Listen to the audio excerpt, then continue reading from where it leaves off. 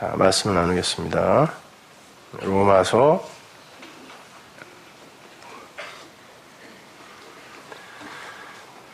85번째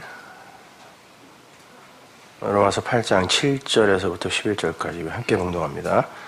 육신의 생각은 하나님과 원수가 되나니 이는 하나님의 법에 굴복치 아니할 뿐 아니라 할 수도 없습니다.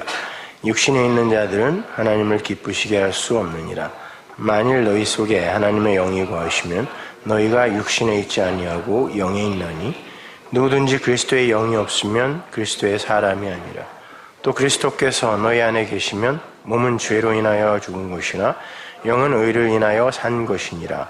예수를 죽은 자 가운데서 살리신 이의 영이 너희 안에 거하시면 그리스도 예수를 죽은 자 가운데서 살리신 이가 너희 안에 거하시는 그의 영으로 말미암아 너의 죽을 몸도 살리시리라. 아멘. 제가 한국에 와서 아주 유익하게 보는 TV 프로그램이 다큐멘터리 동행이라는 그런 프로그램입니다.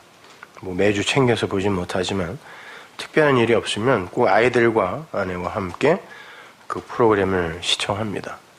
그 프로그램은 우리 사회의 가장 밑바닥 1%에 해당하는 극빈자들의 삶을 있는 그대로 취재를 해서 보여주는 그런 다큐멘터리예요. 눈물 없이 볼 수 없는 그런 다큐멘터리입니다. 15년이 넘은 조그만 5인승 승용차 안에서 16살 먹은 장남을 비롯한 8식구가 숙식을 하는 그런 가족도 있었고, 또 사업의 실패로 고3 수험생인 딸과 2살짜리 젖먹이와 함께 영하의 날씨에도 공원 화장실에서 노숙을 하는 그런 40대 가장의 이야기도 봤습니다. 그리고 가난이 싫어서 가출해버린 엄마의 빈자리를 채우기 위해서 학교도 제대로 못 가면서 정신지체 동생들의 뒷바라지를 하며 아빠를 돕는 9살짜리 꼬마아이 이야기도 봤고, IMF 경제위기 때 서울역으로 내몰린 6,000명의 노숙자들의 이야기도 봤습니다. 당뇨와 당뇨 합병증인 간경화로 이미 복수가 남산만큼 그렇게 찬 아빠를 위해서 뒷산에서 나무를 해다가 연탄이 다 떨어져가지고 나무를 해다가 비닐하우스 방을 덮이는 초등학교 6학년 아들의 모습도 봤습니다. 그런 아빠에게 따뜻한 밥을 먹이겠다고 구청에서 나눠준 식권을 아이 둘이 자기들이 안 먹고 아빠가 좋아하는 걸 시켜서 그걸 도시락통에 그대로 쌓아가지고 지들은 찌꺼기만 이렇게 먹고 아빠를 갖다 드리는 그런 그림도 봤습니다. 거기에 소개되는 가족들은 모두 하나같이 정말 죽지 않고 살아있는 게 용하다 싶을 만큼 처절한 사연을 담고 있습니다. 그런데 그러한 처절한 상황 속에서도 그들을 살게 하는 힘이 있었으니 그게 바로 가족 간의 사랑과 신뢰였어요. 어떠한 상황 속에서도 내 자식들만큼은 굶기거나 얼어 죽이지 않겠다라는 그런 아빠와 엄마의 사랑, 그리고 그러한 사랑에 반응하는 아이들의 그 감사와 성숙한 자람, 이런 것들이 그 속에 고스란히 나타나고 있었어요. 그것들이 그들을 웃게 하더라는 것이죠.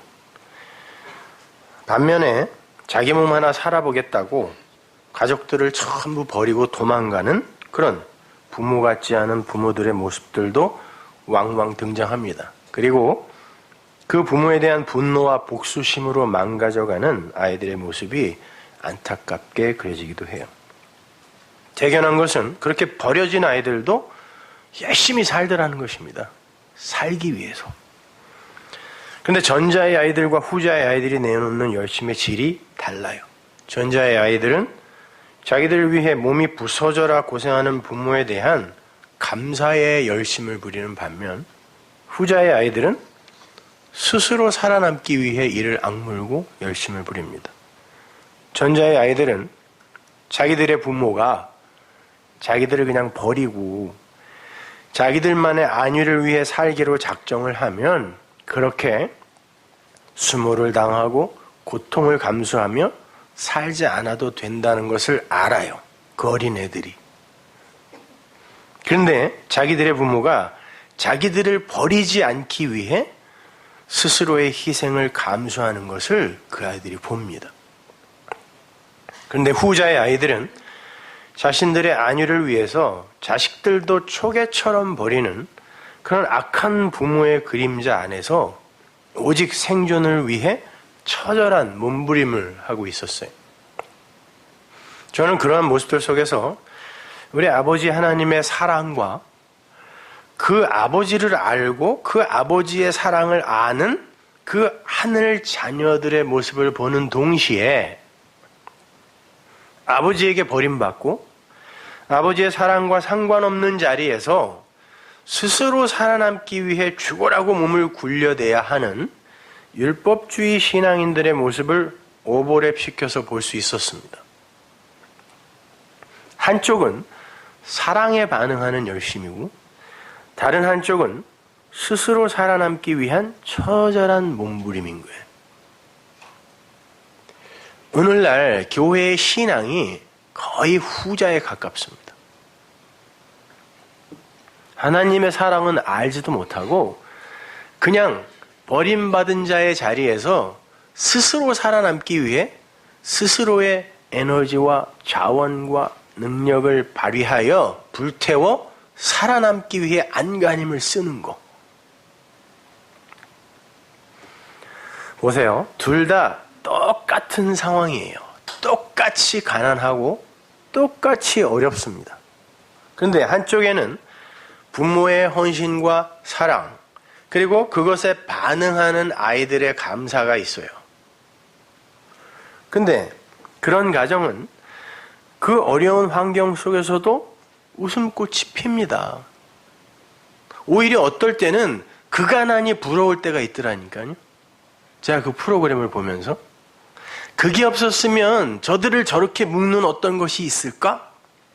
있을 수 있었을까? 생각될 정도로.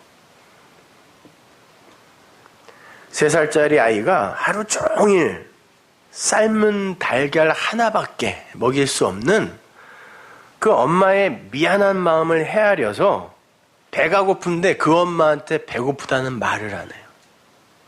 카메라 감독이 넌지시 물어봐요. 너 진짜 배 안 고파? 그랬더니 그때 얘기하더라고요. 배고프다고. 근데 우리 엄마 나한테 미안할까봐 배고프다는 소리를 안 해요. 3살짜리 여자예요. 그걸 보면서 그 아이의 양식은 다른 게 아니라 그 엄마의 사랑이구나 라는 걸 볼 수 있었습니다. 삶은 달걀 500개보다 더 그 아이를 배부르게 하는 건 그 엄마의 사랑이었구나라는 거. 홀로 고생하는 아빠를 돕기 위해서 매주 말 고속도로 휴게실에서 설거지 아르바이트를 하는 전교 1등의 여학생의 모습을 보면서 그 아이를 공부하게 하는 건 무슨 쪽집게 과외도 아니고 1:1 개인 과외도 아니고 그 아버지에 대한 감사구나 이런 거예요. 근데 부모의 사랑이 빠진 냉기만 흐르는 가난은 너무나 춥고 어둡더라고요. 그리고 그러한 냉기를 뚫고 스스로 살아남기 위해 몸부림치는 가족들의 모습 속에서는 섬뜩한 살기까지도 느껴져요. 복수심 이런 거. 그렇게 보면 기실 우리에게 중요한 건 상황이나 환경이 아니라 사랑이요 신뢰라는 것이 자명해지는 거예요. 똑같은 상황인데 어떤 이들의 가정 속에서는 그것이 그들을 묶는 힘이 되고 어떤 가정에서는 살기로 변하더라는 것입니다. 겉으로 보여지는 현상이 우리의 희로애락을 결정하는 게 아니라 그 표피 안으로 흐르는 사랑과 신뢰가 그것을 결정한다는 걸 우리는 알 수 있어요. 하나님은 당신의 백성들에게 이 역사를 경험하게 하시면서 바로 그 아버지의 사랑과 은혜 그리고 그것에 감사함과 찬송함으로 반응하는 아들들과의 그 관계를 가르치기 원하세요. 진짜 너희들을 행복하게 하고 기쁘게 하는 것은 어떤 것인지 경험하고 오라는 것입니다. 거기에서 생명이 잉태되고 거기에서 행복과 기쁨과 안식이 발출된다는 걸 알려주시기 원하시는 거예요. 우리에게. 중요한 건 외부적인 현상이나 환경이나 상황이 아니라 아버지와 아들 간의 올바른 사랑의 관계라는 거예요. 진짜 행복, 진짜 기쁨은 그 한 마음, 그 참 마음에서 주어지는 영적 생명에서 기인한다라는 것을 이 모형인 세상 속에서 가르치고자 하시는 것입니다.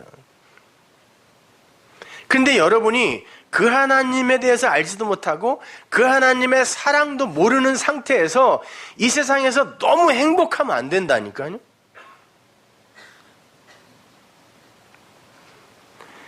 제가 볼 때 이 세상의 보편적 현실은 그 다큐멘터리 동행이라는 프로그램 속에 등장하는 하위 1%의 그 극빈자들의 생활과 사실은 별반 다르지 않아요. 이 세상은 하늘의 풍요를 담을 그릇이 못 됩니다. 그래서 성경은 이 세상의 현실을 눈멀고 귀먹고 가난하고 병들고 어둡고 황량하고 고통과 슬픔과 눈물이 가득한 곳이라고 묘사를 해요. 나중에 하나님 나라가 오면 그것이 없어진다 그러는 거 보면 그것으로 꽉 찬 곳이 이 세상이라는 것입니다. 아니, 심지어 이 세상은 죽음으로 가득 차 있다 그래요. 죽음으로 가득 차 있다. 인간들이 스스로의 열심과 노력으로 아무리 번영과 성숙과 변화와 발전을 추구하고 성취한다고 해도 그것이 진짜 풍요가 아니라 그래요. 너희가 부유하다고 하나 실상은 벌거벗었고 가난한 줄 너희가 알지 못하니라 라는 하나님의 일가를 보면 이 세상이 부유라고 풍요라고 자랑하는 그건 사실은 그게 가난이라는 것입니다. 그러니까 이 세상은 그 하늘의 행복과 기쁨을 그 안식을 담을 수 있는 그릇이 못 된다니까요. 너희들 착각하지 말라는 거예요. 그거 진짜 행복 아니라는 것입니다. 하나님의 백성들에게 하나님은 그걸 알려주고 싶은 거예요. 그러니까 환경이나 상황이나 외적 성취 정도에 따라서 발생하는 그런 행복이나 기쁨이나 만족 같은 건 사실 허상이며 안개 같은 것이라는 거예요. 어찌 보면 그건 진짜 행복과 진짜 기쁨을 호도하기 위한 미혹에 가까운 것입니다. 그 진짜 행복과 진짜 기쁨을 기대하지 않게 만드는 가짜. 마찬가지로 상황이나 환경에서 오는 절망이나 좌절이나 고통 등도 사실은 진짜 절망이나 진짜 고통을 호도하기 위한 가짜인 거예요. 진짜 행복, 진짜 기쁨, 진짜 안식은 아버지의 마음을 알고 그 마음을 알아, 그 사랑을 알아, 그것을 자기 마음으로 갖게 됐을 때 비로소 가질 수 있는 것이에요. 그게 하늘의 행복이고 하늘의 기쁨이란 말입니다. 눈에 보이는 그런 나타난 현상계의 그런 상황이나 현실이 아니라니까요. 거기에서 오는 어떤 감정적인 그런 흐름, 이런 것이 아닌 거예요. 근데 우리는 거기에 휘둘리고 있다는 거예요, 지금이요.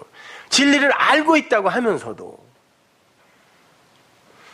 그리고 진짜 불행, 진짜 고통, 진짜 절망은 그런 가난, 그러한 질병 정도가 아니라 아버지에게 버림받고 그 아버지의 사랑이 없는 곳에서 영원을 살아야 하는 영적인 것임에도 불구하고 이 세상 아담들은 육적 환경과 육적 성숙, 육적 실패와 육적 성취가 주는 그런 감정 따위에 이리저리 휘둘리고 있는 거예요.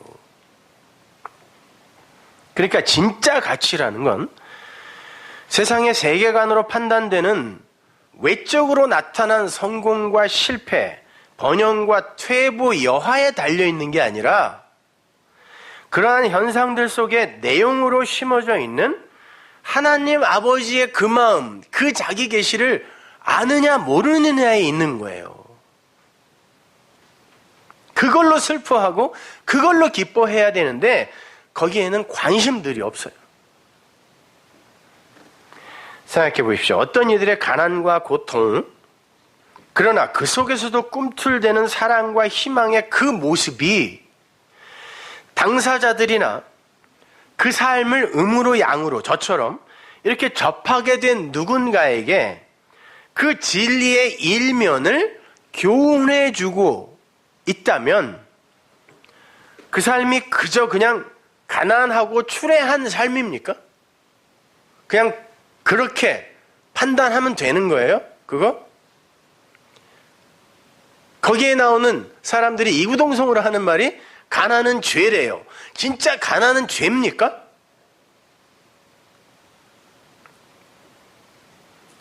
일견 이해가 가요. 얼마나 힘들면 그렇게까지 이야기할까? 그러나 그 가난이 진짜 죄입니까?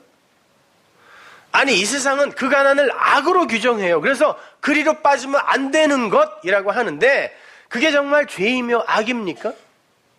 가난은 꼭 어두운 것이어야 하나요? 그러한 삶 자체가 하나님에 의해 누군가에게 진리를 전하기 위한 도구로 쓰임을 받는 것이라면 그게 진짜 가치 없는 걸까요? 아니, 이 세상의 삶은 찰나라며요. 영원에 불과함은 찰나라면서요. 근데 그 찰나의 삶이 비록 그 찰나 동안 좀 불편하더라도 하나님에 의해 들려 쓰임을 받는다면 그게 진짜 가치 없는 거예요? 속으로는 아니라고 하면서도 그래도 왜 나야? 그런 불만은 있죠.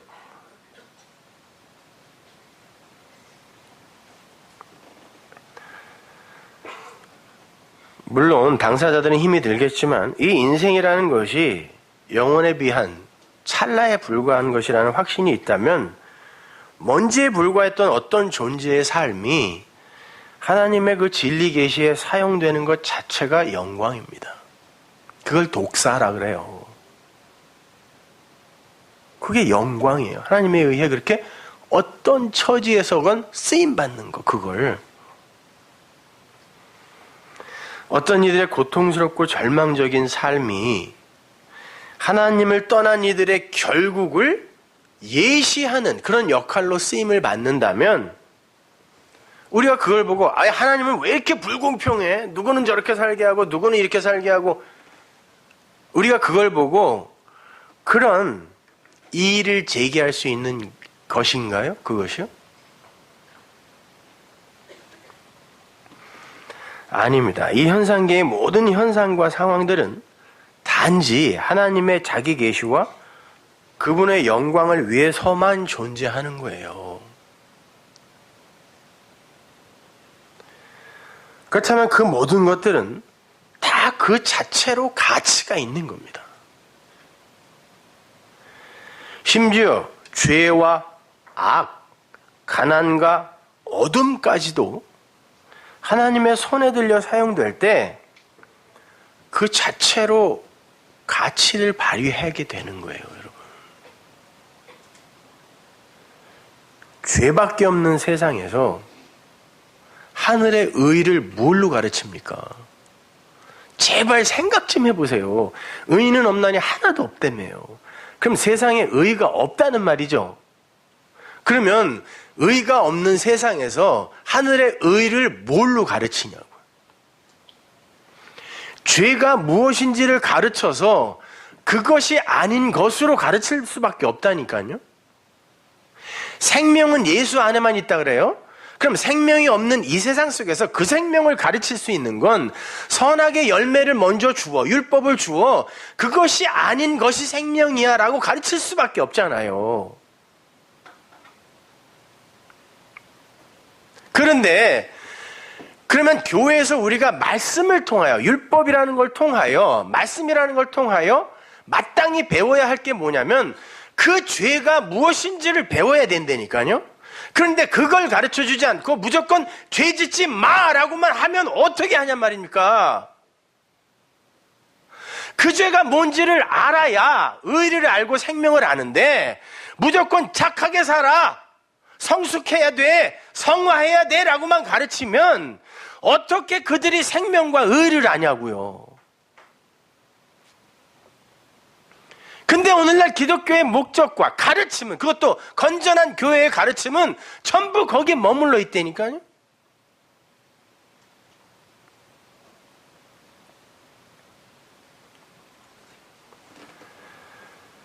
율법도 성전도 죄도 악도 예수도 하나님의 손에 들려서 하늘의 묵시를 계시하는 데 사용되면 그 자체로 가치 있는 거예요.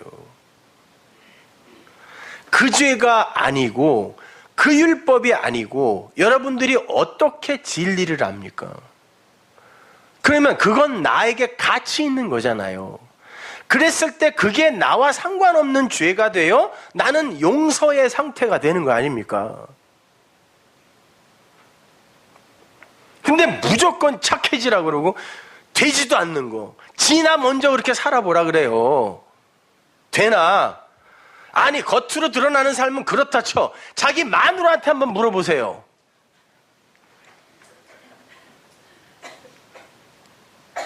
우리 마누라한테 물어보지 말고 그렇다고 또 큰일 납니다. 아니, 그건 기독교의 목적이 아니에요. 그냥 종교의 목적지예요. 아담들의 목적이라니까요. 그거는 인간 보편의 자존심 챙기기.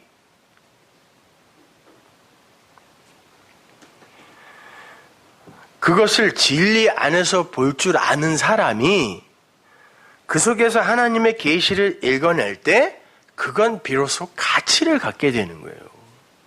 그래서 어거스틴이 오 거룩한 죄요 라고 한 거라니까. 내가 그거 없이 어떻게 이 하나님의 의와 생명을 알게 됐겠는가. 예를 들어서 하나님이 진리의 차서를 담아 이스라엘에게 주신 그 성전을 통해서 하나님의 사랑과 은혜를 보고 깨닫는 이에게 있어 그 성전은 가치 있는 선물이죠. 선지자들이 그랬잖아요. 그래서 꼭 성전 마당에 가서 설교한 거예요. 선지자들이 딴 데 안 가고. 왜? 이거 아니야. 언제 하나님이 이런 제사 드리라 그랬니? 그들은 그 성전을 통하여 하나님이 뭐라고 말씀하시는지를 들었다는 얘기예요.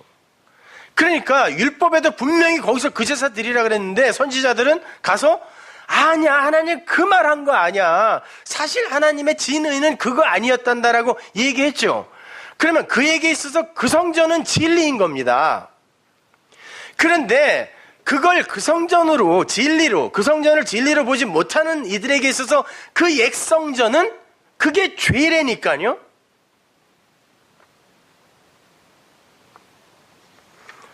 거기서 안 나오면 죽는 거예요. 하나님은 그들이 그 성전에서 행하는 일을 갖고 악이라 그래 버렸어요. 그걸 찔내요 가시라 그랬다니까요. 그리고 거기서 나오라 그랬어요. 내 말을 듣고 나오라고. 근데 어떤 이들은 그 속에 들어가서 그 진리를 거기서 누리더라는 것입니다. 그 성전 안에서. 그러니까 마치 예수가 어떤 이들에게는 살려주는 돌, 산돌이 되는 반면에 어떤 이들에게는 거치는 돌, 멸망시키는 돌이에요. 진짜 그 직역을 하면. 어떤 이들에게서는 예수가 멸망시키는 돌이 되는 거예요. 그 예수는 곧 성경이라며요. 그러니까 어떤 이들에게서는 성경이 사는 생명의 책이 되는데 요한계시록 20장. 어떤 이들에게 있어서는 심판의 책이 된다니까요. 성경이 딴 책 아니고 몰명경 이런 거가 아니라 성경이에요. 계시록에서 이야기하는 그 책들은 성경이라니까요. 어떤 이들에게 있어서는 성경이 66권이 돼요. 책들. 근데 어떤 이들에게 있어서는 이거 뭐 다 그 얘기네? 단어도 다 그 이야기고 아니 심지어 문자 하나가 다 그 복음만 그 진리만 얘기하고 있네 라고 하면 그 책은 단수이고 생명이란 말입니다.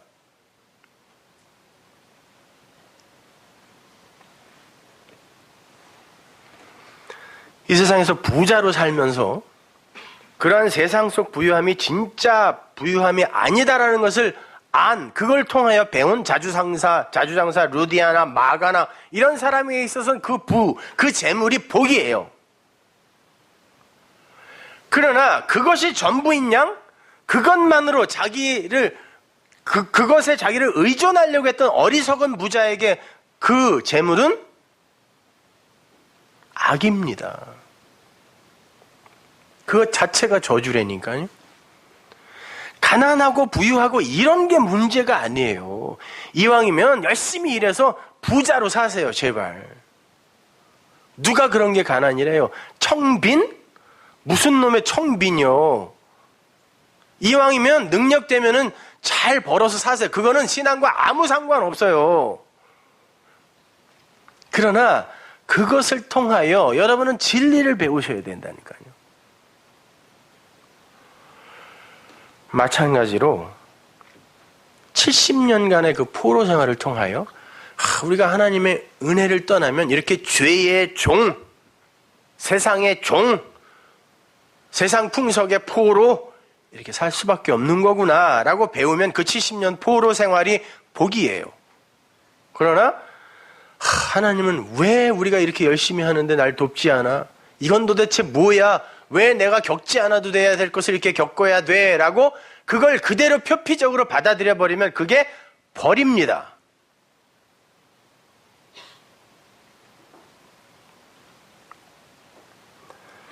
그러니까 우리가 육의 눈으로 인식하는 그 팩트 속에서 진짜 내용인 진리의 팩트를 읽어내지 못하면 우리는 죄 속에 살다가 죄 속에 죽는 게 되는 거예요. 가난과 부요, 성공과 실패, 잘나고 못남 그런 거에 상관없이 이 현상계의 삶 속에서 하나님의 진리를 깨닫지 못하고 가면 그게 곧 저주요. 그 어떠한 상황 속에서 살다가 간다 할지라도 그 속에서 그 하나님의 사랑을 배우고 가면 그게 복이에요. 그렇게 이 세상 모든 것이 진리가 될 수 있는 것이요. 이 세상 모든 것이 죄가 될 수 있는 거예요.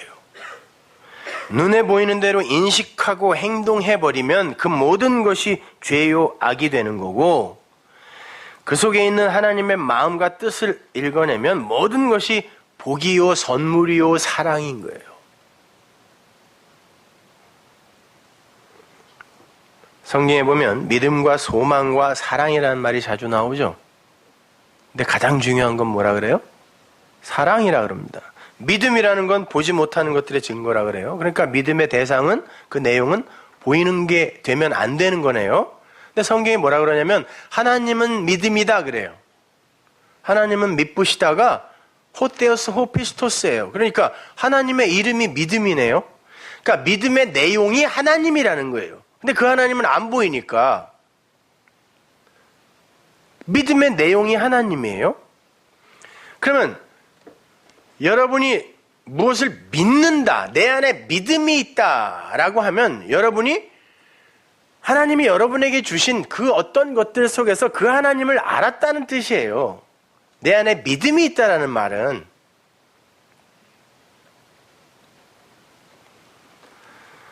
그러면 소망은 뭐겠어요? 소망은 우리가 생각하는 것처럼 우리가 마음으로 바라는 어떤 것, 알지 못하는 어떤 추상적인 형이상학적인 어떤 것이 아니에요. 소망은.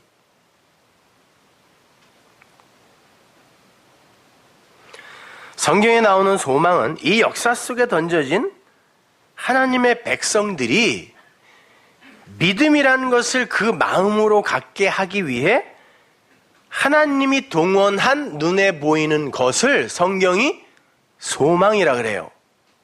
다시 한번, 소망이라는 건 아직 내 눈에 보이지 않는 내가 바라는 어떤 것, 그런 추상적인 감정이나 기대를 이야기하는 게 아니라 하나님이 우리에게 보이지 않는 하나님을 믿음으로 갖게 하기 위해 눈에 보이는 것으로 동원한 어떤 것을 소망이라 그래요. 제가 나중에 창세기에서 다시 한번 자세히 설명해 드릴 건데 그러니까 여러분 창세기 책하고 요한계시록 책은 반드시 한 5번씩 읽으세요. 그리고 그런 거 읽지도 않고 쓸데없는 질문 좀 하지 말아요. 그거 옛날에 500번도 더 한 거를 맨날 질문이 그냥 올라오는 게 전부 그거야. 공부를 하고 질문을 하시라니까. 소망이 그거예요. 창세기에 보면 소망이란 단어가 첫 번째 거기서 나오는데 거기서 눈에 보이는 것으로 나온다니까. 그래서 사도 바울이 그러는 거야. 눈에 보이는 소망이 그 소망이 맞니라고 이야기하는 거예요. 바울은 창세기를 명확히 알고 있었던 거예요. 그러니까 그 소망은 하나님이 눈에 보이지 않는 하나님을 설명하기 위해 동원한 모형이잖아. 그러면 보이지 않는 소망이 그 진짜 소망이지, 그 보이는 것을 니들이 그대로 받아들여 버리면 그건 소망 아니라니까라고 바울이 이야기하는 거예요. 로마서 8장 24절 보세요. 우리가 소망으로 구원을 얻었음에, 보세요. 우리가 소망으로 구원을 얻었대요. 소망은 저 미래에 있는 어떤 거라면서요. 아니잖아요. 여기 보니까 소망으로 우리가 구원을 얻었대요. 뭐 성경, 예수, 성전 이런 게 다 눈에 보이는, 하나님이 우리에게 믿음을 주기 위해 동원한 눈에 보이는 나타난 것이잖아요. 십자가 마찬가지죠. 우리가 그 소망으로 구원 얻었어요. 맞아요. 그게 뭔지를 알았으니까. 보이는 소망, 그러나 그 나타난 그것 자체가 소망이 아니잖아. 예수가 소망이 아니고 십자가가 소망 아니잖아. 그 안에 담겨있던 그 진리가 소망이잖아 라고 이야기하는 거예요. 보이는 것을 누가 바라리요? 만일 우리가 보지 못하는 것을 바라면 참음으로 기다릴지니라. 자 보세요. 그걸 소망이라 그래요. 그러면 그 보이지 않는 하나님을, 포피스토스를 내 안에 이제 믿음으로 갖기 위해 하나님이 동원한 어떤 것으로 우리는 공부를 하고 배워야 돼요. 예수, 성경, 십자가, 성전, 세상, 인간 이런 것들. 자, 믿음을 갖기 위해 우리는 보이는 소망이라는 것으로 공부를 하는데, 배우는데 그것에서 이거라고 알게 됐어요. 그래, 그거구나. 이 눈에 보이는 그 소망이 눈에 보이지 않는 그 소망이구나 라고 알게 되면 그걸 믿음이라 그러고, 그걸 하나님에게 이게 그거죠 라고 고백하고 다른 이들에게 흘리면 그걸 사랑이라 그래요. 이 정의들을 똑바로 알고 계시라고요. 아무 데나 가서 믿음, 소망, 사랑 이런 얘기 하지 마시고 그걸 사랑이라 그래요, 성경이. 그래서 믿음, 소망, 사랑은 이 천지가 있을 동안에 영원히 있어야 돼요. 그죠? 그러나 하나님 나라가 완료되면 믿음, 소망은 없어지죠. 사랑만 남는 거예요. 마찬가지예요. 믿음, 소망, 사랑이 항상 있을 것인데 그 중에 제일은 사랑이라고 한 건 그 믿음과 소망으로 이 사랑이 되려는 거 아닙니까? 그래서 믿음, 소망, 사랑 중에 제일은 사랑이라고 하는 거예요. 근데 사실은 다 같은 거잖아요. 고린도전서 13장 13절. 그런즉 믿음, 소망, 사랑 이 세 가지는 항상 있을 것인데 그 중에 제일은 사랑이라. 무슨 말인지 아시겠죠? 이거요. 바로 이러한 관점으로 죄의 모양으로 오셨다고 하는 예수 그리스도를 보실 수 있어야 되는 거예요. 예수님을 그 모양대로만 인식하고 그분이 이 세상 속에서 일으키신 기적이나 표적, 십자가, 부활 이런 걸 나타난 현상 인식 수준에 내 밖의 것으로 인식해버리면 대부분이 그렇습니다, 여러분. 대부분이 그건 내 거가 아니라 예수님이 나와 무관하게 내 밖에서 행하신 어떤 것이라고 여겨요. 그리고 그걸 믿는다 그래요, 자기가. 그걸 자기가 믿는다 그래요. 그러면 그건 내 밖에 있는 대상이 되는 거예요. 진리는 그 여러분 밖에서 대상이 되면 여러분을 못 살립니다.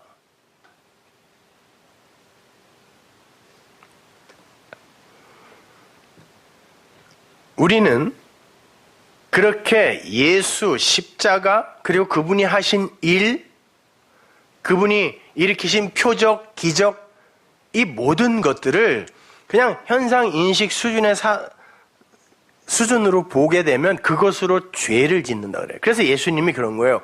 죽은 자를 살리고 풍랑을 꾸짖어 잔잔하게 하고 문둥병자를 낫게 하고 하면서 니들 나가서 절대 이야기하지 마. 절대 이야기하지 마. 왜? 우리가 지금 원하는 것도 그런 거 아닌가요? 죽은 자가 살기 위해, 구원받기 위해, 병 낫기 위해, 부자 되기 위해 교회에 오는 사람 없어요? 근데 예수님이 니들 그따위 인식을 복음이라고 누구에게 가서 함부로 얘기하지 마. 절대 얘기하지 마. 그랬다니까. 그건 다 진리를 설명하기 위한 내용이 있는 것이었는데 사람들이 그냥 눈으로 봐버리면 그리고 그걸 우와 하고 놀래버리면 하나님은 십자가로 우리를 구원하실 수 있대. 그 피가 우리를 대속했대. 이렇게 그냥 놀래버리는 수준에서 끝내버리면 그리고 그걸 믿는다 그래요. 또 하나님은 그래요. 얘기하지 마. 그런 거 얘기하지 마. 죽은 자가 살아나고 풍랑이 잠잠해지고 문둥병자가 일어나는 건 다 진리를 복음을 내용으로 담고 있는 거야. 하나님의 그 사랑을 내용으로 담고 있는 거야. 니들의 그 원래 자리, 처음 자리, 그리고 니들의 실체, 그거 보여주는 거야. 그리고 그걸 비로소 존재로 완성할 수 있는 건 하나님의 능력밖에 없어를 보여주는 건데, 그래서 너희들 안에 네가 누구이며 하나님이 누구인지를 마음으로 갖게 하기 위한, 그리고 그것을 이루시는 하나님의 그 능력의 실체인 사랑이라는 게 뭔지를 가르쳐주기 위한 그런 거였는데 니들이 그것까지 모르고 그냥 나타난 것으로 나를 소개하면 그게 죄야 그러는 거예요. 예수님이 풍랑을 잠잠케 하고도 얘기하지 마 그랬어요. 예수님이 그랬죠. 요나의 표적, 내가 보일 건 요나의 표적밖에 없어 그랬습니다. 그리고 예수님이 왜 배에서 잤겠어요? 요나가 잤으니까 똑같이 주무시는 거예요. 졸려서 잔 게 아니라 이게 요나의 표적이야 라고 가르쳐주기 위해 요나처럼 배에서 주무신 거라니까요. 깨웠습니다. 니들이 믿음이 없어 라고 했어요. 믿음이 없으면 세상은, 풍랑은, 늘 바다는 니들을 덮치게 되어 있다 이야기하시는 거예요. 그래놓고 이 풍랑을 잠잠케 할 수 있는 건 하나님의 말씀밖에 없어 라고 하시고 말을 하시는 거예요. 풍랑아 잠잠해라. 바다야 잠잠해라.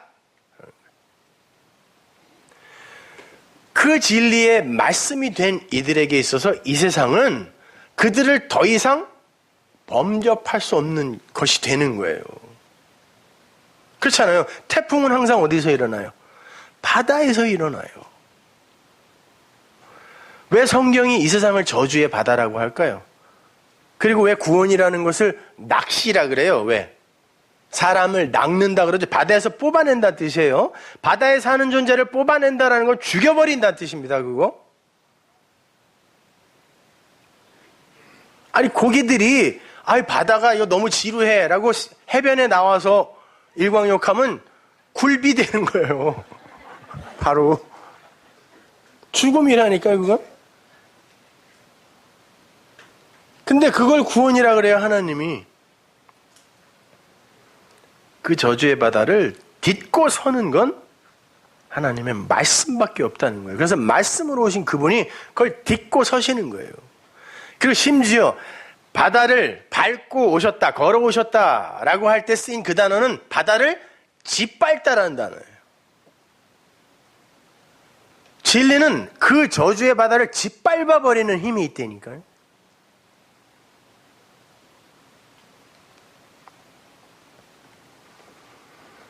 그렇게 여러분이 그냥 성경, 예수, 십자가 이런 걸 그냥 표피적으로만 봐버리게 되면 그것이 여러분을 죽이는 사단, 뱀이 되는 거예요. 뱀의 말.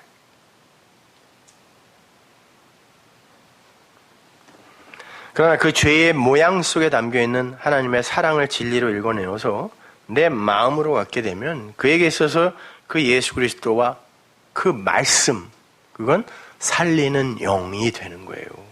그래서 예수님이 죄의 모양으로 왔다라고 하는 거예요. 그 모양을 그냥 봐버리면 예수가 죄란 뜻이에요, 그게. 성경을 읽는 모양 그대로 봐버리면 성경이 죄라는 뜻이에요. 그래서 여러분을 죽이는 책이 된다라고 한다니까요.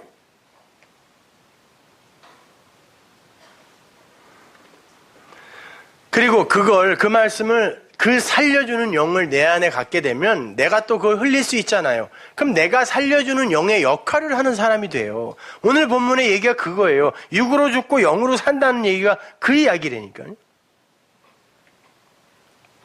그러나 쉬운 얘기는 아니란 말입니다. 이렇게 설명해 볼게요. 이 세상 모든 만물과 그 만물이 존재하는 원리가 과학이라는 것에 의해서 밝혀지고 정리가 되어져 가고 있죠, 지금. 우린 그걸 그냥 팩트로 인식하고 동의해 버려요. 아, 그거 자연은 이런 거야. 원리라는 건 이런 거야. 이렇게. 그 안에 들어있는 하나님의 뜻과 능력과 신성에 대해서는 관심도 없죠. 그러한 이 세상을 이렇게 축약해서 모양으로 만들어 놓은 게 뭐예요? 그 호코스모스를 뭐라고 그런다 그랬어요, 성경이? 헬라 사람들이? 성전이라고 읽는다 그랬죠? 그러니까 이 세상을 그대로 이렇게 축약해 놓은 게 성전이에요. 근데 예수님이 자기가 성전으로 오셨다 그러네요? 그리고는 뭐라 그러냐면 이 성경이 예수인 나에 대해서 기록했다 그래요? 그러면 세상, 성전, 성경, 예수는 다 똑같은 내용을 담고 있네요? 그리고 똑같은 껍데기를 갖고 있는 거예요. 그죠? 여러분이 이 세상을 그대로 인식을 하고 이 세상의 희로애락, 그러한 현상과 환경과 사건에 그냥 묶여버리면 여러분은 그냥 세상의 종으로 사는 거예요. 세상 풍속을 좇는 자가 되는 거거든요. 그러면 그냥 그 자체가 멸망이란 말이에요. 마찬가지로 여러분이 성경을 그렇게 세상을 표피로 보듯 그냥 성경을 여러분이 갖고 있는 상식으로 표피로 보아서 그걸 그냥 행해버리면 그것이 여러분이 세상에 묶이는 거예요.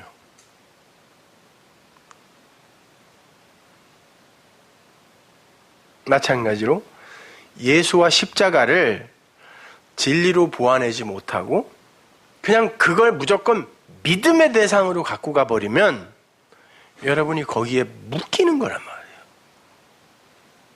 그것은 여러분에게 걸림돌이 된단 말입니다. 그게 죄의 모양이라니까요. 그럼 죄의 모양은 뭐예요? 그 모양 안에 그걸 모르면은 그 모양에 갇혀서 거기에 연합되어 그 죄가 된다는 그런 뜻이란 말입니다. 여러분, 예수님께서 당신을 따르는 자들은 반드시 자기 십자가를 지게 된다 그랬죠?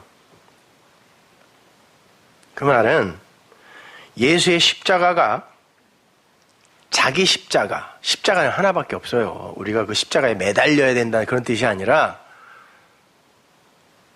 그 예수의 십자가가 자기의 죽음으로, 예수님이, 하나님이 그렇게 하지 않았으면 우리는 절대로 산 존재일 수가 없는 거구나 하고 거기서 그 십자가로, 그 나나토스의 그 십자가의 죽음, 예수의 죽음이잖아요.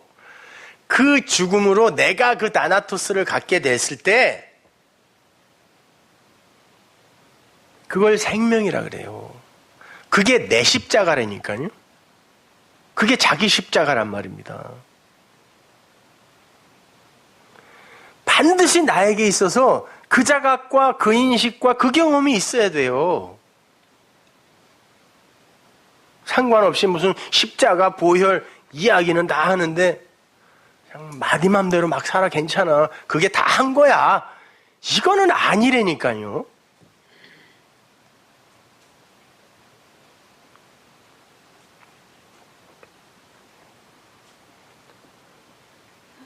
예수님께서 나를 쫓는 자는 반드시 자기 십자가를 지고 나를 쫓아야 된다고 말씀하신 건, 그렇게 내 십자가가 자기 십자가가 되지 않으면 니들이 말하는 십자가는 그냥 예수인 내 십자가야.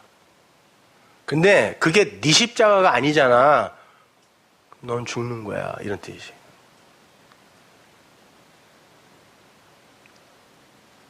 그 십자가를 예수의 십자가로만 갖고 있으면 넌 죽는 거야. 이렇게. 너 나 쫓는 거 아니야. 그게 자기 부인이라니까요. 나는 그렇게 내 존재를 주장할 수 없는 자구나가 자기 부인이야. 그걸 아는 게 허벅지를 찔러가며 부인해야 돼, 부인해야 돼 이게 아니라 부인 돼요? 그게 자기 주장이지 자기 부인입니까?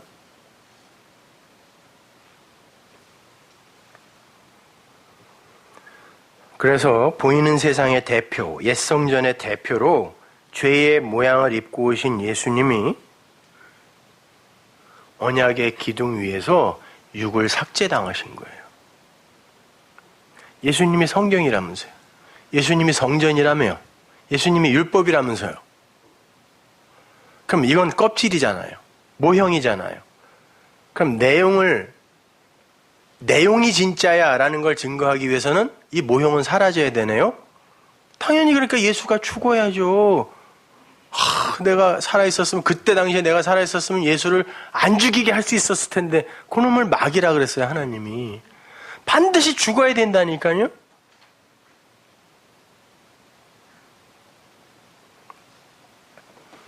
아니 안 죽으면 내가 끌고 가서 죽여야 되는 게 예수란 말입니다.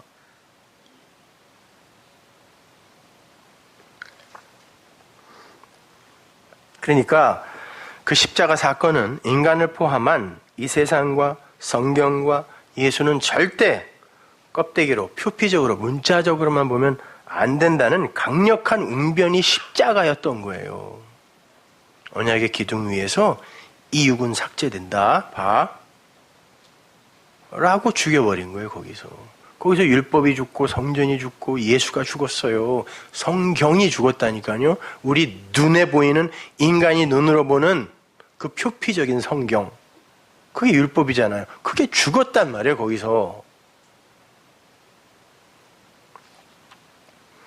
그래서 이 세상과 인간과 성경의 대표로 오신 주님의 육신이 십자가에서 도육당한 거예요. 성전도 그 이야기고 성경도 그 이야기고 예수도 그 이야기 하는 거고 이 세상도 그 이야기예요. 이거 현상계 나타난 거 이거 헛거야. 다 진공이야. 사실은 꾹 눌러보면은 하나님의 법칙, 말만, 정기력의 법칙만 없어지면 원자는 다 그냥 진공이야. 허공이야. 이거 없는 거야. 이거 알고 가는 거라고요. 그러니까 여기에 묶이지 마. 근데 그 여기에는 나도 들어가 있다니까요. 이 몸뚱아리도. 그러니까 이게 진짜 아니라고. 이게 진리 아니라니까요. 이거. 그 내 안에 있는 그 말, 그 말씀, 그 복음, 그 하나님, 그 사랑. 그게 내 생명이란 말이에요. 진짜 생명.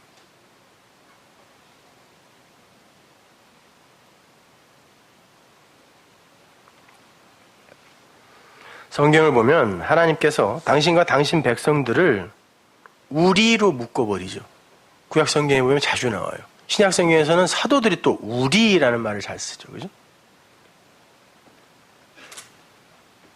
뭐 고전 중에 마틴 부버의 나와 너라는 책이 있는데 뭐 읽으라고 말씀드리는 거 아니에요? 쓰레기 같은 책.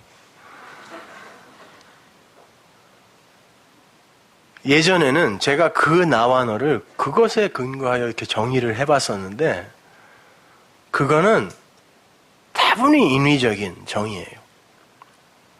여러분 한번 생각해 보십시오. 우리라는 건요. 문자에서 보면 히브리 사람들의 개념에서 보면 우리라는 단어의 개념은 나와 너, 우리가 아니에요. 나들이에요. 다 나가 모이면 그걸 우리라 그래요. 나의 복수를 우리. 하나님은 당신의 백성들이 하나님의 사랑 안으로 이렇게 함몰되어 들어와서 하나님 나 아니네요. 하나님이 나를 살려야 나는 비로소 그 하나님의 생명력으로 산존재되는 거네요. 라고 그렇게 하나님의 사랑 안으로 이렇게 함몰돼 들어와 그것과 연합되면 그 고백이 나의 죽음이잖아요. 그죠? 보세요. 선악과를 따먹고 인간은 항상 선악의 주체가 되어서 자기가 하나님처럼 살아요. 그래서 피곤한 거예요. 내가 선악의 주체가 되어서 이건 선한 거야, 악한 거야 늘 결정하고 선택해야 되기 때문에 그게 지옥이라니까요. 그렇게 되면 하나님의 상대편에서 심지어 하나님마저도 탄핵을 해요. 하나님 공평하지 못해. 그렇게 일하면 안 돼요. 내가 어떻게까지 정성을 들였는데 나한테 이렇게 대해? 이렇게 된다니까요, 인간이. 신앙을 가진다고 하면서도. 그러면 하나님 측면에서 나는 너예요. 그죠? 나와 너로 갈리는 거라니까요. 그게 아브라함의 이야기, 창세기 15장에서의 캐리투투예요. 재물을 사이에 두고 인간과 하나님이 이혼 증서를 가운데 두고 이렇게 캐리투투, 카라트로 갈라진단 말입니다. 분리예요, 그거는요. 그런데 그 상태에서 인간이 아니네요, 하나님. 저는 이렇게 하나님과의 대척점에서 나의 수고와 노력이 그 재물이니까 이 재물로 말미암아 이렇게 갈라지면 안 되는 거네요 라고 내가 죽었을 때 비로소 하나님과 내가 한쪽에서 바라보게 돼요. 사랑은 뭐 이렇게 서로 마주보는 게 아니라 한쪽을 바라보는 거라며요. 하여튼 뭐 그런 거예요. 이렇게 하나님과 내가 사랑하는 존재가 되는 거예요. 그때 그래서 제사를 지낼 때도 그러는 거예요. 병풍이 항상 10폭이라 그랬죠. 그 병풍 뒤는 항상 보이지 않는 어떤 것을 가리어 놓는 그 병풍의 역할이 그거고 그 뒤는 우리가 모르는 어떤 것을 상징하는 거예요. 그래서 사람이 항상 죽으면 그 뒤로 들어가는 거예요. 죽지 않고 들어가면 거기서 뭐 싸우러 들어가거나 아니면 조 터지러 들어가거나 이거지 죽어야 그 비밀 속으로 들어가는 거라니까요. 그 열폭은 뭐냐면 휘장이 열폭이었어요. 그래서 병풍을 열폭으로 만든 거거든요. 여러분이 죽지 않으면 그 하나님의 묵시, 그 보이지 않는 하나님 편으로 넘어갈 수가 없어요. 그렇게 넘어가면 하나님과 내가 나가 돼요. 그때 그걸 성경이 우리라고 한다니까요.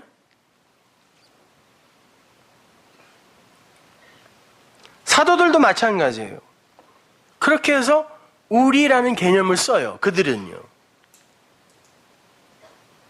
하나님이 모세를 애굽으로 보내면서 하나님 내가 누가 보냈냐고 너 물어보면 너 누가 보냈어라고 물어보면 누가 보냈다고 얘기해야 돼요. 그랬을 때 하나님이 준 단어가 뭐냐면 나예요. 영어로 뭐 I am who I am이라고 써놨지만 그 단어가 그냥 나라니까요. 근데 당시의 문헌들을 다 뒤져봐도 그 나라는 단어가 없어요. 그건 사람들이 쓰는 단어가 아니었어요. 그 제왕들의 비석 같은 걸 봐도 그냥 이 사람이라고 써요. 나를. 근데 그때 처음으로 하나님이 나라는 단어를 준 거예요. 나. 그럼 모세가 가서 뭐라 그래요? 너 누가 보냈어? 그랬을 때 나. 그러면 사람들이 네가 너를 보냈냐? 그럴 거 아니에요. 하나님이 거기서 하고 싶은 말이 뭐냐면 내가 너에게 내 말을 주면 너는 그 즉시 네 육을 삭제당하게 되고 네가 내 말이 되는 거야. 그게 나야. 네가 내 역할을 하는 거야. 이게 나라고요. 나. 하나님 이름이 나라는 말이 아니라 그 나. 요한복음에 나오는 예수님이 말씀하신 나는 전부 그 나예요. 예수 나가 아니라.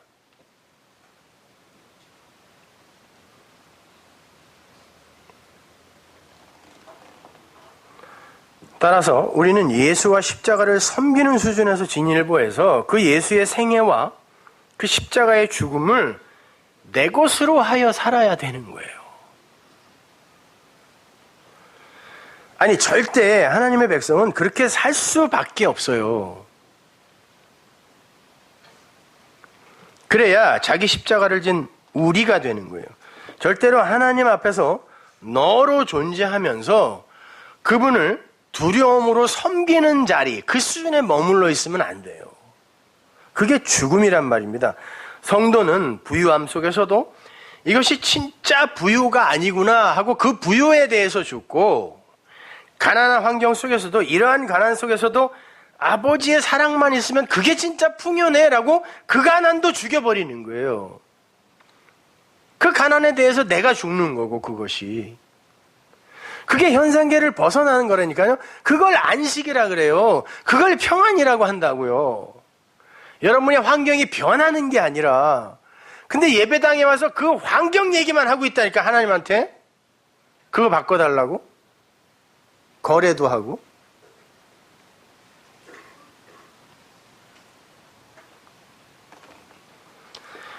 그렇게 보이는 세상에 휘둘리면 그것이 육의 생각으로 사는 거고, 그것을 오늘 본문이 뭐라 그러냐면 하나님의 원수라 그래요. 그 원수라는 단어, 에크드라라는 단어는 에크드로스의 여성형이거든요. 그러니까 같은 단어예요. 성만 다른데 그 에크드로스라는 단어는 히브리 사람들이 사탄이라는 단어하고 혼용하던 단어예요. 사탄이라는 말이에요. 그거 사단이야. 그게 대적자야. 육신의 생각, 육신, 이 호코스모스의 세상, 현상계에 머무는 거, 그게 사단이야. 그러는 거야. 그게 사단이야. 하나님의 대적자야 라고 하는 거예요. 그럼 대적자면 뭐예요? 너네요. 그게 하나님의 반대편에 재물을 사이에 두고 서 있는 거니까 그게 너잖아요. 그걸 사단이라 그래요. 그러니까 십자가를 저기다 두고 열심히 나의 유익을 위해 섬기는 그들이 뭐예요? 그걸 사단이라 그래요.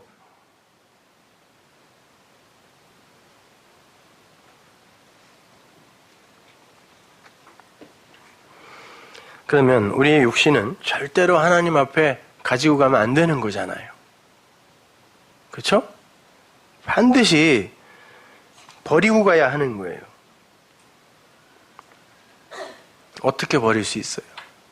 그 본문 9절과 10절에 나오는 거예요. 답이 거기 있어요. 우리 안에 그리스도의 영, 즉 하나님의 영이 있으면 너희의 몸은 죽은 거다 그러잖아요. 너희 몸은 죽은 거야. 그때부터 하나님이 그거 안 봐 그러는 거죠. 근데 그거를 빛나고 성숙하게 만드는 게 기독교라는 게 말이 되냐고요. 네 안에 진리, 내 말이 있으면 니들의 몸은 이제 죽은 거야. 근데 우리는 그 몸으로 뭔가를 자꾸 만들어내자, 업적을 쌓자, 성취하자, 이렇게 이야기하고 있어요. 이렇게 가르치고 있다니까요. 하나님이 보는 건 영이래요. 하나님 거니까 그것만. 난 내 것만 봐. 내 것만 찾아. 그것만 가치 있는 거니까. 그래서 내게 네 안에 있으면 그 몸은 나 이제 안 봐. 이게 몸이 죽었다라고 하는 거예요. 근데 그 몸을 롤모델 삼아, 그리고 어떤 이의 롤모델이 되기 위해 열심을 부리는 걸 신앙생활이라고 합니까?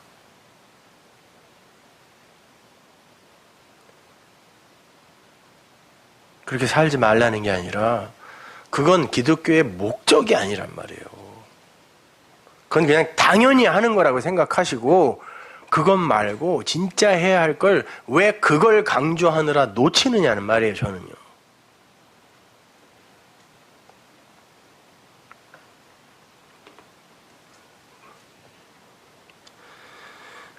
그러니까 세상도 그렇고 인간도 그렇고 그 세상과 인간과 하나님에 대한 기록인 그 성경도 그렇고 그 성경에 그 말씀의 화육으로 오신 예수도 그렇고 모두 죽어야 하는 게 맞는 거예요.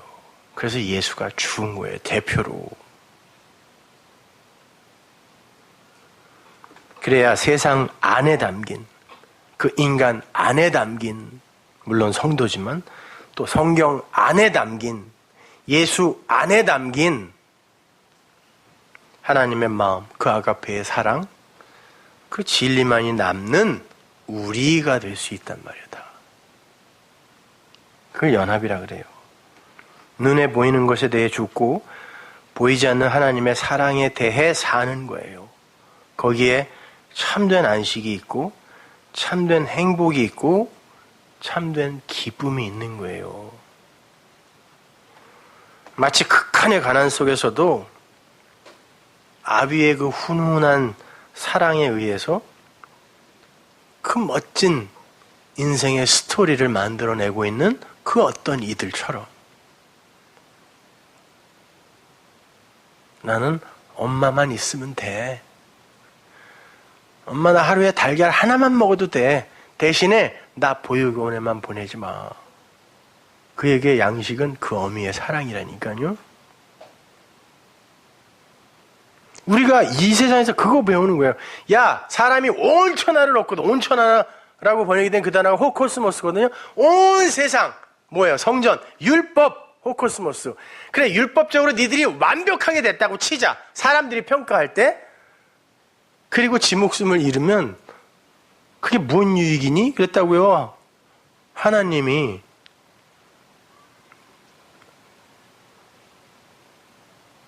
온 천하가 그게 성전이란 단어예요. 그러니까 성경을 니들이 완전히 마스터했다고 치자. 그리고 목숨을 잃으면 뭔 유익이냐?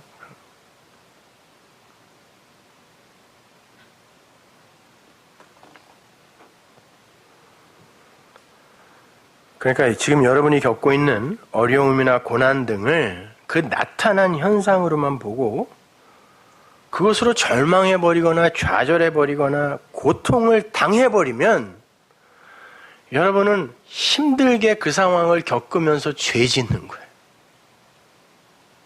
아니, 안 그럴 수가 없어요. 그러나 그거에 지지는 말라는 말이에요. 육신을 갖고 있고 통점이 살아있는 이 몸뚱아리를 내가 입고 있는데 어떻게 멀쩡하겠냐고요. 그렇지 않아요. 아파요. 그렇지만 여러분의 마음속에 그 진리로 그것에 져버리면 안 된다니까요. 그냥 살아있어야 된다니까.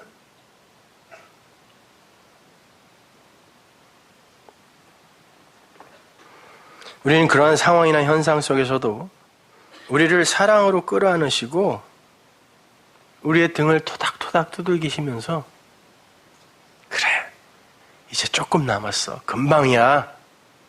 이 아빠가 너에게 네가 꼭 배워야 할 걸 가르치기 위해서 이 과정을 그냥 통과시키는 거야. 조금만 참아라고 토닥토닥 말씀으로 우리에게 말씀하시며 쫓아오시는 그 하나님을 잊으시면 안 된단 말입니다. 그래서 오늘 설교 제목이 토닥토닥. 하나님의 말씀은 전부 토닥토닥. 응? 아가, 조금만 참아.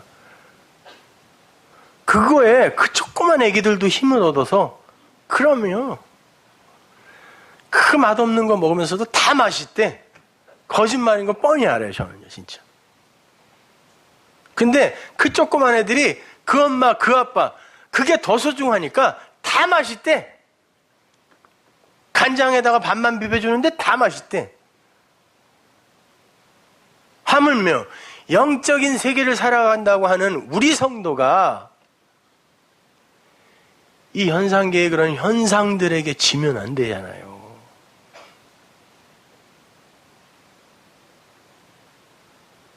여러분 정말 그렇게 힘드시면 자존심 상해하지 마시고 저한테 얘기하시라니까요. 드디어 내가 한국에 왔잖아요. 나 이제 기타 들고 미사리도 갈 수 있고, 아, 미국에서는 안 됐어, 그게. 어디든 가능하다니까. 내가 그냥 진짜 어디 가서 라이브 가수를 뛰더라도 내가 그 상황에서 내 묘면하게 해드릴 테니까. 아, 그게 우리끼리 서로 가족이라는 의미 아니겠어요? 그것으로 혼자 우울증 걸려가지고 그러면 교회가 뭐냐고요, 도대체가.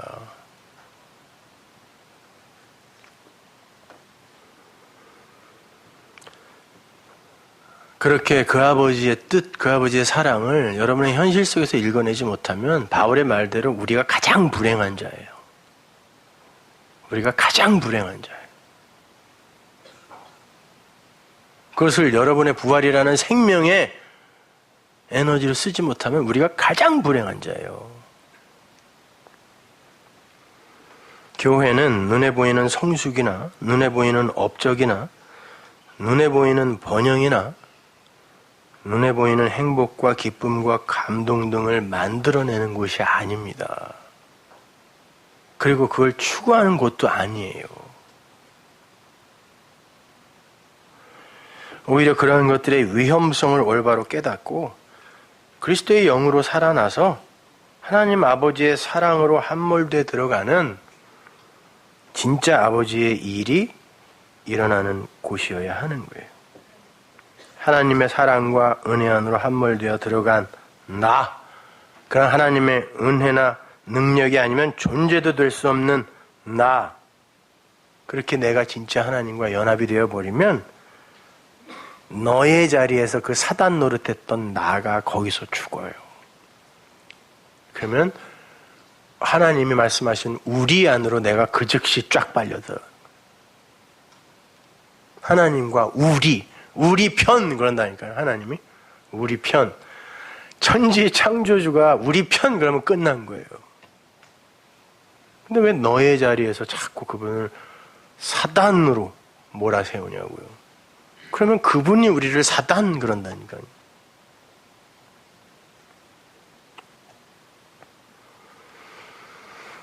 그래서 바울이 그러는 거예요. 그 그리스도의 영이 네 안에 제대로 들어가면 그 너가 죽은 거야. 그 몸이, 그 소마가 죽은 거야. 그러는 거예요. 중요한 건 그리스도의 영이야. 하나님의 영이야. 라고 말씀하시는 거예요. 마태복음 16장 21절 보세요. 이때로부터 예수 그리스도께서 자기가 예루살렘에 올라가 장로들과 대제사장들과 서기관들에게 많은 고난을 받고 죽임을 당하고 제3일에 살아나야 할 것을 제자들에게 비로소 가르치시니 죽어야 산다라고 이야기를 했어요. 그랬더니 베드로가 예수를 붙들고 가나야 가로되, 이거 꾸짖었다는 뜻이에요. 예수님이 폭풍을 꾸짖을 때 썼던 그 단어. 예수님을 그렇게 꾸짖었다는 거예요. 네가 지금 정신이 있어 없어 이렇게. 꾸짖어 가로되 주여 그리 마옵소서. 이 일이 결코 주에게 미치지 아니하리이다. 그런 방법은 아니잖아요. 그거요. 왜 자꾸 미련한 소리를 하세요? 그 방법 아니잖아요. 라고 이야기하는 거죠. 그때 예수님이 돌이키시매. 이 돌이키시매가 이렇게 돌아서 봤다는 뜻이 아니라 그의 말을 뒤집어 엎어라는 뜻이에요. 네 말은 틀렸어. 이런 의미예요. 돌이키시매. 베드로에게 이르시되 사단아 이 마귀 새끼야 이런 말이 아니라 베드로야 그게 대적하는 거야. 그게 사단이야 라고 이야기하는 거예요. 아직도 내가 그렇게 가르쳤는데 그 수준밖에 안 되니 이놈아 이게 아니라 베드로야 그걸 사단이라 그래. 이렇게 이야기해요. 그걸 사단이라 그래. 너는 나를 넘어지게 하는 자로다. 내가 하나님의 일을 생각하지 아니하고 도리어 사람의 일을 생각하는도다. 여기도 나오죠. 육신의 생각, 사람의 생각, 하나님의 생각 나오죠. 그죠? 이에 예수께서 제자들에게 이르시되 아무든지 나를 따르려거든 자기를 부인하고 자기 십자가를 지고 나를 쫓을 것이니라. 니들 나를 그냥 왕삼아 어떻게 내가 너희들에게 구원이나 주고 생명이나 주고 그런 존재로 그냥 저 밖에 두고 나를 섬기면 사단되는 거다. 내 죽음이 네 죽음이 되지 않으면 그건 내 십자가야. 네 십자가 아니야. 누구든지 제 목숨을 구원코자 하면 잃을 것이요 누구든지 나를 위하여 제 목숨을 잃으면 찾으리라. 여기서 나를 위하여가 나 때문에예요. 나 때문에가 뭐라고 했어요 아까? 그 내가 내 몸이 죽고 그러한 내 육신의 생각들 지금 베드로처럼 이렇게 나의 이 호코스모스의 세상 속에서의 이 육의 어떤 안위와 유익을 위해 존재하는 그 하나님 이거 아니고 그렇게 생각하는, 그렇게 추구하는 그 아담, 그 몸이 죽고 그렇게 하나님의 은혜와 사랑 안으로 함몰된 그 나 때문에 네 네페시가 죽으면, 네 푸시케가 죽으면 그게 복이라는 거예요. 그게 생명이라는 거예요. 그게 사는 거야. 그러나 지금 이 베드로처럼 이 코코스모의 세상 속에서 네 목숨을 위해 신앙생활을 한다면, 네 구원 위해 신앙생활을 한다면 넌 반드시 잃을 거야. 그런 말이에요. 그 나. 그걸 여러분이 이해하셔야 된단 말입니다. 복음은 아주 심플해요, 여러분. 육으로 죽어야 영으로 살아요. 육으로 심어야 영으로 거둡니다. 율법으로 죽고 진리로 사는 거예요. 행위로 죽고 하나님의 말씀으로 사는 거예요. 선악과 패러다임 하에 인간으로 죽고 하나님의 은혜 안에서 영으로 사는 겁니다.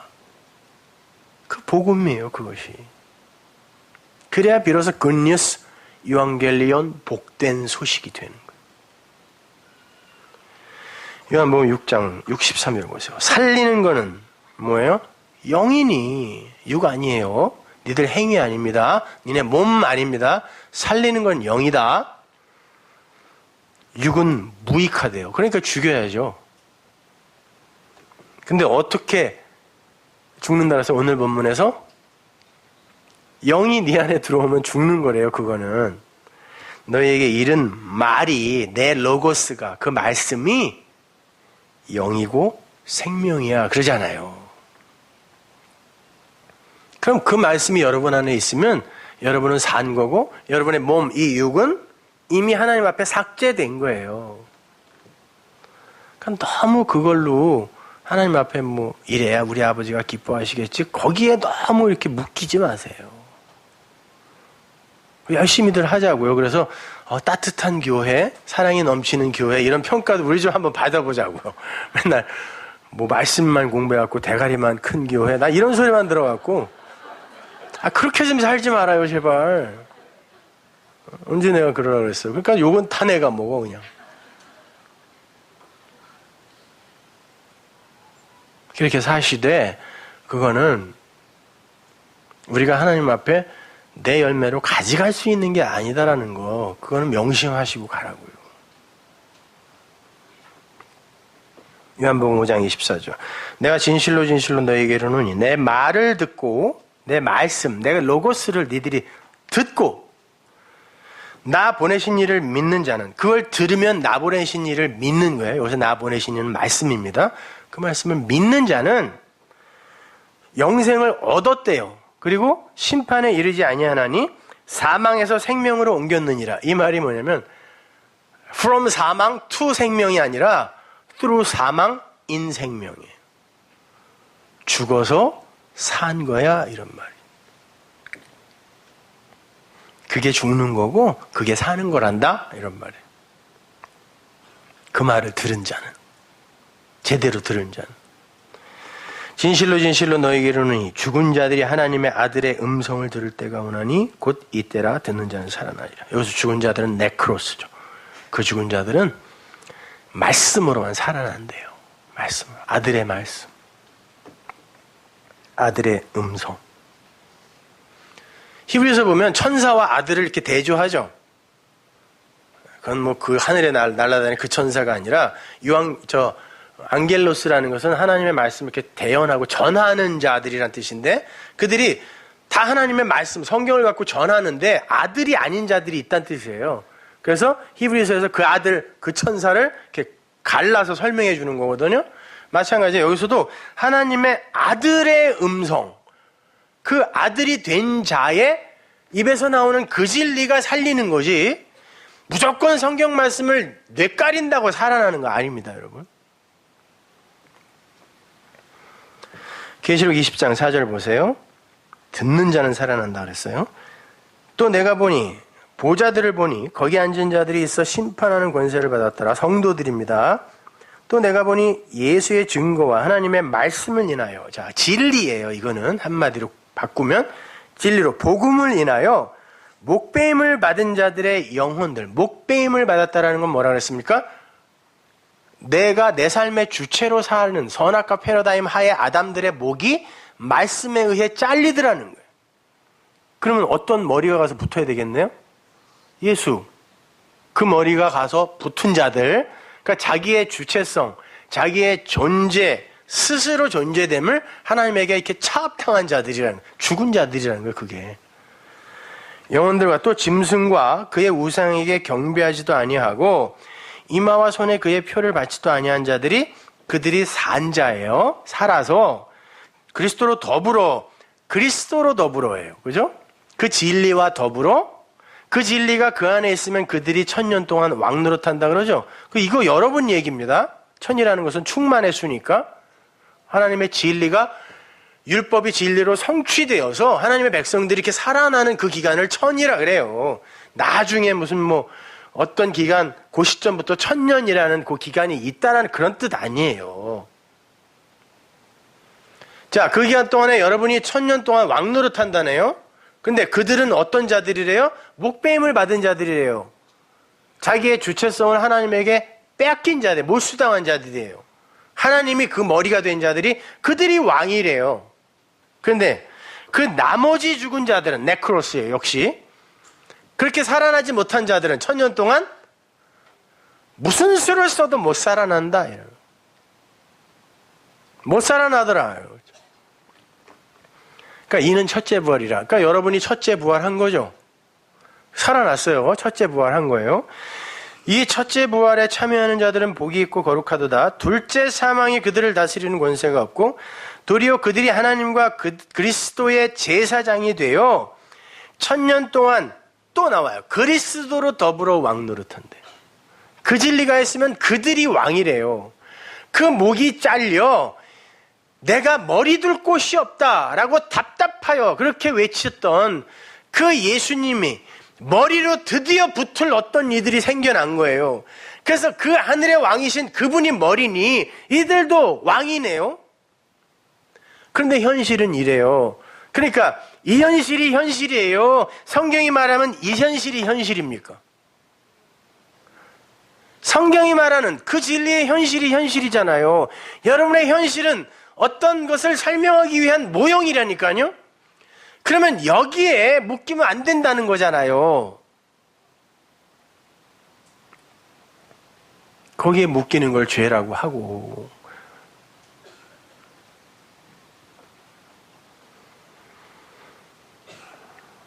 그러니까 이 땅에서의 하나님의 백성들의 상황이나 환경이나 그 처한 현실, 그 전체는 그냥 어떤 것을 설명하기 위한 허상이라고 생각하시면 돼요. 그건 여러분을 건드릴 수도 없는 거예요. 진리인 여러분을 건드릴 수도 없는 거예요.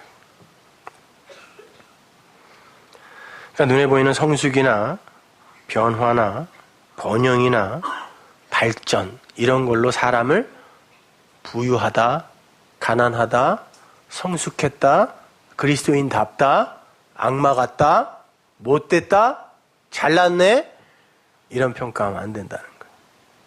적어도 성도는.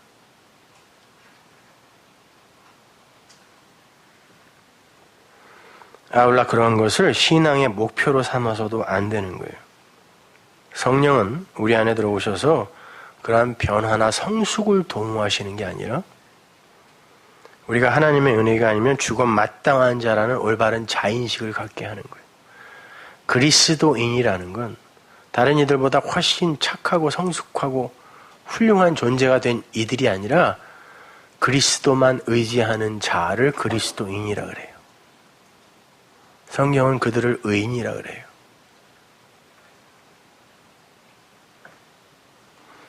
우리는 그렇게 우리의 머리를 삭제당해야 돼요. 참수당해야 돼요.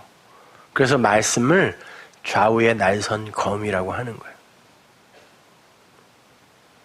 우리들의 삶의 주체가 되어버린 하나님처럼의 자리에 올라가 버린 우리의 머리를 자르러 오시는 거예요. 그 진리의 말씀이 나나토스를 죽이는 것입니다. 그러면 비로소 진짜 머리가 붙어요. 그러면 그들을 머리라 그래요. 진짜 머리. 그렇지 않은 자들은 머리가 되지 않으면 뭐가 돼요? 두 개밖에 없어요, 이 세상엔. 꼬리밖에 없어요. 성경이 이 세상을 저주의 바다라 그러죠. 아랫물이라 그래요. 그 아랫물에서는 이 인간들이 진리, 그 머리로 살지 않고 자기들의 몸, 꼬리를 동력으로 하여 살아요. 그래서 하나님이 그 꼬리를 반드시 잘라버려야 되는데 그래서 머리가 될지언정 꼬리가 되지 말라고 하는 거예요. 그 꼬리를 자르기 위해서는 그 바다에서 낚아 올려야 된다니까요. 그럼 잠시 퍼덕이다가 죽어요. 그러면 하나님이 그걸 살았다 그래요.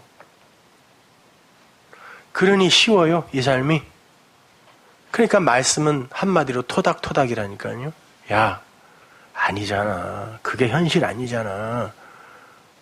내가 지금 의도하는 목적이 있잖아. 그건 모형이잖아. 그걸로 네가 가야 할, 도달해야 할 목적지가 있잖아. 거기에서 넘어지지 마.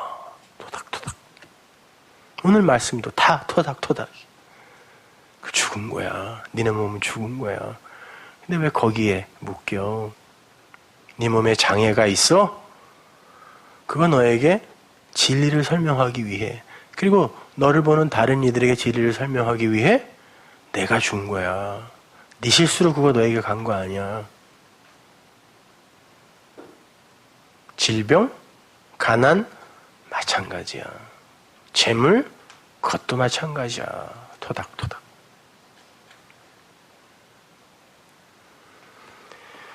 이사야서 9장 15절 보세요. 머리는 곧 장로와 존귀한 자요, 꼬리는 곧 거짓말을 가지치는 선지자라. 백성을 인도하는 자가 그들로 미혹해하니 인도를 받는 자가 멸망을 당하는도다. 자, 꼬리가 되세요. 이 세상에서 인간의 자존심을 지킵시다. 이거 다 거짓말이라는 거예요. 거짓말.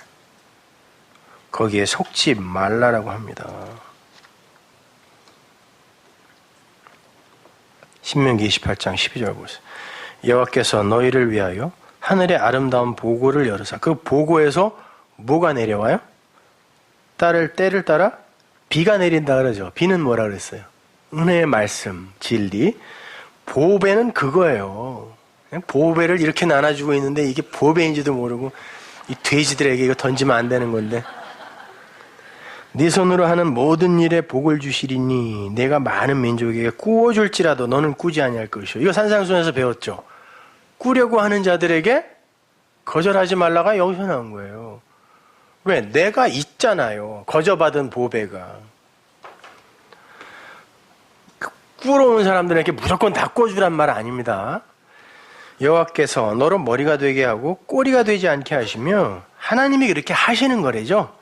위에만 있고 아래에 있지 않게 하리니. 명확히 나오잖아요. 너 아래 사람으로 만들려고 하는 거 아니야. 위에 사람으로 만들려면 네 꼬리 잘라야 돼. 오직 너는 내가 오늘날 내게 명하는 내 하나님 여호와의 명령을 듣고 지켜 행하며, 이 지켜 행하며 이것이 간직하다라는 뜻이에요. 네 명령을, 내 명령을 네가 마음으로 간직하면, 내가 오늘날 너에게 명하는 그 말씀을 떠나 좌로나 우로나 치우치지 아니하고. 좌로나 우는 뭐예요? 선악입니다. 다른 신을 따라 섬기지 아니하면, 그러면 그건 다른 신이 되는 거예요. 선악의 하나님. 네가 만일 내 하나님 여호와의 말씀을 순종치 아니하여 내가 오늘날 네게 명하는 그 모든 명령과 규례를 지켜 행하지 아니하면, 마음으로 갖지 아니하면 이 모든 저주가 네게 임하고 네게 미칠 것이니. 내 말을 네가 모르면 그게 다 저주되는 거예요. 네가 성읍에서도 저주를 받으며 들에서도 저주를 받고. 성읍과 들은 뭐다? 성경에서 성전. 네가 있는 이 교회에서 저주받는다는 거예요. 뭘로? 그 말씀으로. 또 네 광주리와 떡반죽 그릇이 저주를 받을 것이다. 네 양식은 그거 진짜 양식 아니라는 거예요. 그래서 떡반죽 그릇이 저주받는다 그러는 거예요. 그 복, 그 저주 이야기하는 거예요. 성경이 말하는 복, 저주는. 그 냉장고에다가 그거 알고 써붙이시라고. 복과 저주 이런 거. 자, 그렇게 여러분은 하나님의 말씀에 의해 여러분의 목을 참수당하셔야 돼요. 근데 그게 맞는 거예요. 말씀은 바로 여러분의 그 현실을 똑바로 보게 하여 위로하는 거예요. 토닥토닥 이렇게.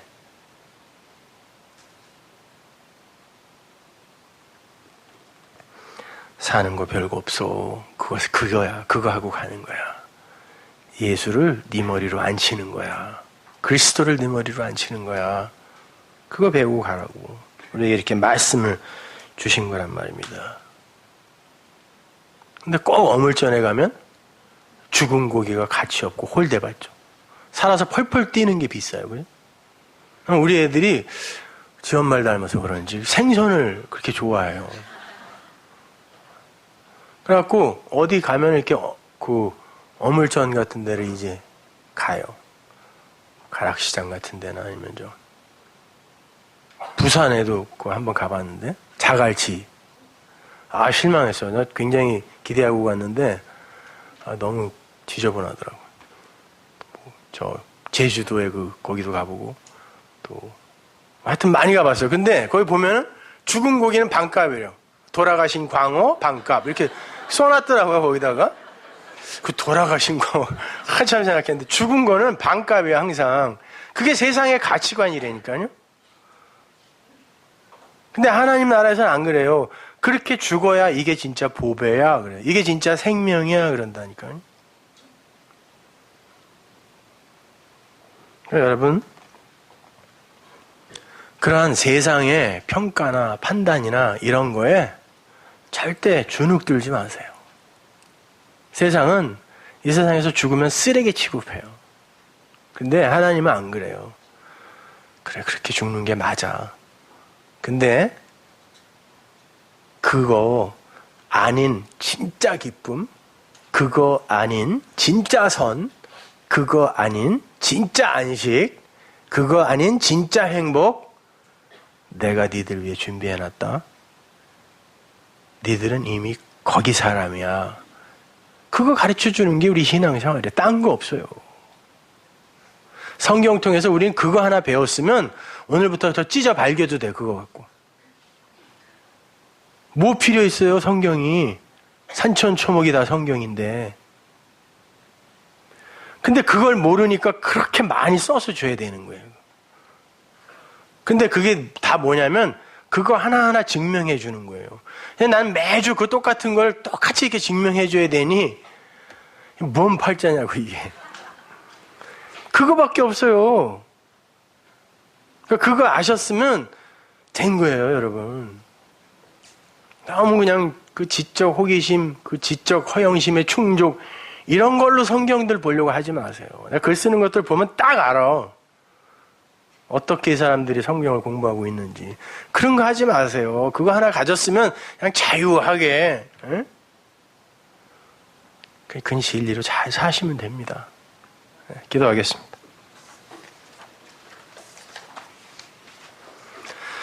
하나님 감사합니다. 아버지 하나님, 사는 건 사실 알고 보면 그렇게 쉬운 건데 근데 우리 몸이 그 길을 자꾸 방해합니다. 하나님의 그 나라로 들어가는 문 앞에 자꾸 장애물을 놓습니다. 하나님, 이 속에서도 우리가 배울 게 있으리라 믿습니다. 잘 배우고 하나님의 진리 놓치지 않고 꼭 붙들어 우리 하나님 토닥토닥 우리 등 두드리면서 오시는 그 길에 그 아버지의 손 꼭 잡고 그 아버지의 사랑으로 한 걸음 한 걸음 씩씩하게 내디딜 수 있게 도와주옵소서. 예수님의 이름으로 기도합니다.